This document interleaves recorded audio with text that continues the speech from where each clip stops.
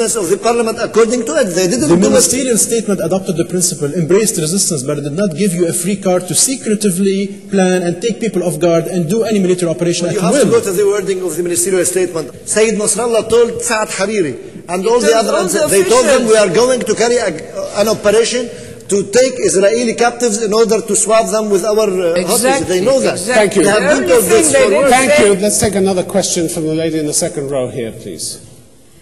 My question is for the panelists for the motion.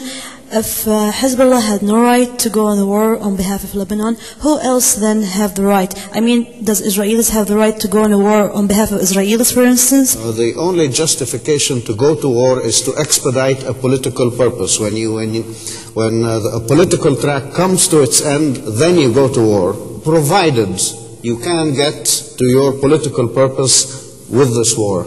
To enter a war to lose does not make sense. We're not. This is not a question of legitimacy, which I see both Mona and Ibrahim keep talking about, or maybe your question that it's their right or so. And nobody is defending Israel's right to destroy a country or any other country. The question is, you enter a war to win, not to get your country destroyed. This is the core of the argument. The core of the argument that Hezbollah had no right to go into a fight. Yes. So it's a legitimacy question. That's why we're talking about it. Who has the right? It's very simple. It's legitimate states institutions in Lebanon. These are the They are not doing institutions that their do job, have my the dear. right. They haven't done their job in 30 years, in 50 years. Then you have to defend yourself. You have to defend yourself either way. Let Hisham Qasim come back on this, please. What you're saying is basically a serious breach of the idea of nation states of government. The fact that 3 ministers in a government, or 4, I'm not sure, take the decision to take the country unilaterally into war, and then Mr. Hassan Nasrallah comes up saying that the only reason they decided to handle it this way was because minutes of the cabinet meeting leak out, therefore we decided to take the country into war, is basically a destruction of the idea of government. This is a distortion for the fact. This is not what happened in Lebanon, actually. Let's go to the lady on the fifth row up there, please. You've been waiting patiently for a long time. If America is able to give weapons to Israel without anyone saying anything, why can't Syria and Iran give weapons to Hezbollah to fight back and defend themselves and Lebanon? Hisham Qasim. They certainly can, you see. Nobody is questioning the legitimacy in that sense. But you say to defend Lebanon. No, they took weapons and ended up destroying Lebanon.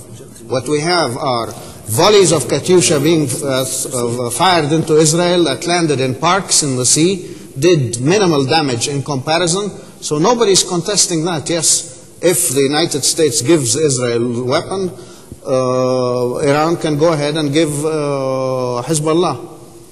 But it's not to defend. Well, let's take a question from the lady up there, please. Good evening, everyone. My question is for the 4. You are talking as if Hezbollah attacked Tel Aviv right from the start. Hezbollah did something that it's always been used to do. It captured soldiers in an attempt for negotiation to release the rest of the Lebanese people in the Israeli prisons. So, if destroying the airport, and if wiping out the villages and cities, and most importantly, if killing the children and the innocent civilians is not reason enough for us to fight back, and mark my words, I'm saying fight back and not take the country to war. If that is not reason enough, what is reason enough? Thank you.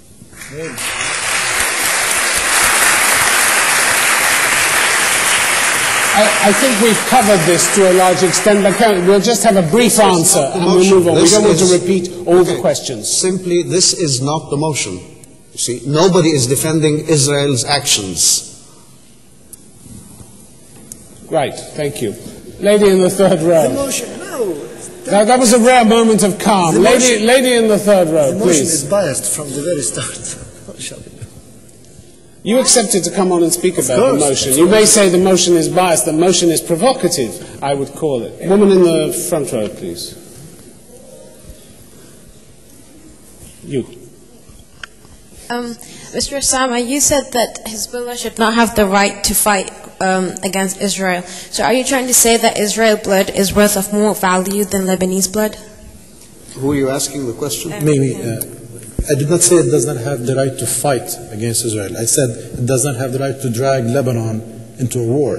We had an ongoing national dialogue. We had an ongoing consensus over finding a reasonable and honorable defense strategy for Lebanon. And then suddenly this happened that has reshuffled the cards. Not suddenly, I'm sorry. They were told about it. You knew about July 12? Sorry?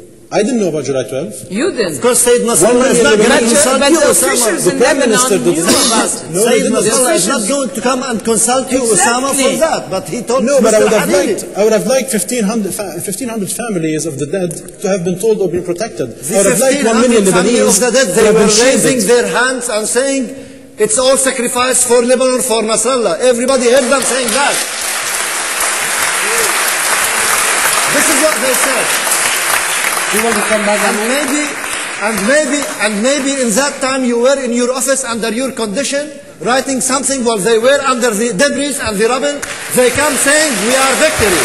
Okay. This is what they said. Okay, let him reply to that. This is what happened. Let him reply to that, okay? Of course. I was in Beirut, and my house is very close to the southern And suburbs. has no air conditioning. Could you And I let was him beaten up. finish? Thank you very much. And I was you being weren't bombed. you weren't in the country. And you're right, Mona, I had no air conditioning because I had no electricity. Yes. And I was But being you were bombed, safe. and I was watching the planes. You were safe. I was Watching watching planes, the they were under the bombs of the plane. Could you let him speak? We were all safe He for him, so sat were back you. and let you speak. Thank you very much. There are some rules here. In February, I was safe. Thank you. I was safe. Will you let him speak? Luckily, I did. Thank you. For 3 seconds, please. Luckily, Obey some I- rules, finally. Luckily, I was safe. Dictator. So was my family, and so were you, Ibrahim. We did our part of the resistance. Yes, writing is part of the resistance, absolutely. But that doesn't mean that 1,500 people, all of them, wanted to die. That doesn't mean that 1 million people, all of them, wanted to be displaced. And that doesn't mean they did not have the right, at least, to be told, to be warned, to be protected Why on are you July talking 12th. about all this dying and not dying? Nobody knew that this given would what be you're saying, the I don't the know. carnage that Israel would bring on Lebanon. What are you talking about? Who do it? You might not want to interrupt your team member. Might not do him that much good. Osama, given what you're saying, I don't know what you were writing. Maybe you were writing about things that most of the Lebanese won't like to read. Okay, we have come to the point, ladies and gentlemen, where we are going to vote on the motion. We are going to vote on the motion that this House believes that Hezbollah had no right to fight a war on Lebanon's behalf. Will you please take the voting machines? If you want to vote for, will you press button 1, the yellow button? If you want to vote against, it's button 2, the red button. And would you please do that now? You only have to press a button once, and your vote will be recorded by the computers and sent to the screen. We should be getting the vote up now on the screen. There it is, coming up.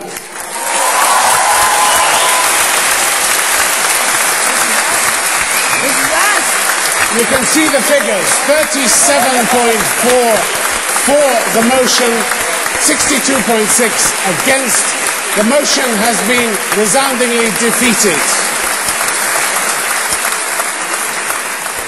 My thanks to our eminent speakers for making the journey here.